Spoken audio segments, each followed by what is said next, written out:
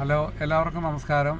എൻ്റെ gold rate live ചാനലിലേക്ക് ഒരിക്കൽ കൂടി എല്ലാവർക്കും സ്വാഗതം. ഇന്ന് സൺഡേ 28 ഡിസംബർ 2025. ഇന്ന് ഇൻ്റർനാഷണൽ മാർക്കറ്റും മുംബൈ കേരള മാർക്കറ്റുകൾ അവധിയാണ്. ആയതിനാൽ ഞാനൊരു ഇൻഫോർമേറ്റീവ് വീഡിയോയുമായിട്ടാണ് നിങ്ങളുടെ മുമ്പിൽ വന്നിരിക്കുന്നത്. ശരിക്കും പറഞ്ഞു കഴിഞ്ഞാൽ BIS 22K 916 HUID ഗോൾഡ് എന്താണ്? സ്വർണത്തെ പറ്റി എല്ലാവർക്കും 916നെ പറ്റി അറിയാമെങ്കിലും ഡീറ്റെയിൽസ് ആയിട്ട് പലർക്കും അറിയത്തില്ല. ആദ്യം നമുക്ക് BIS എന്താണെന്ന് നോക്കാം. BIS എന്ന് പറഞ്ഞു കഴിഞ്ഞാൽ ബ്യൂറോ ഓഫ് ഇന്ത്യൻ സ്റ്റാൻഡേർഡ്സ്,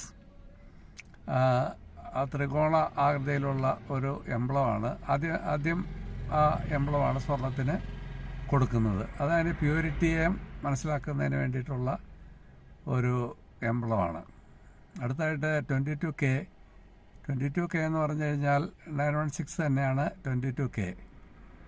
അതായത്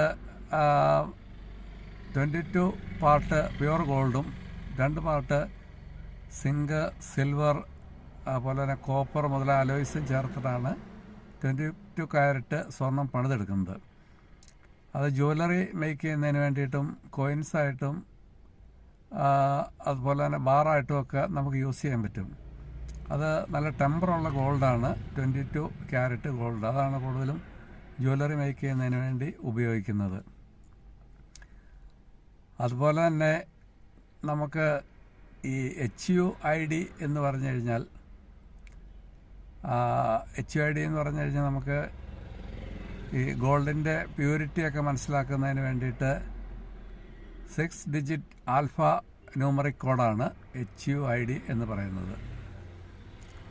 അത് നമുക്ക് സ്വർണത്തിൻ്റെ പ്യൂരിറ്റിയും അതുപോലെ ഏത് ജുവലറാണത് മേക്ക് ചെയ്തതെന്നും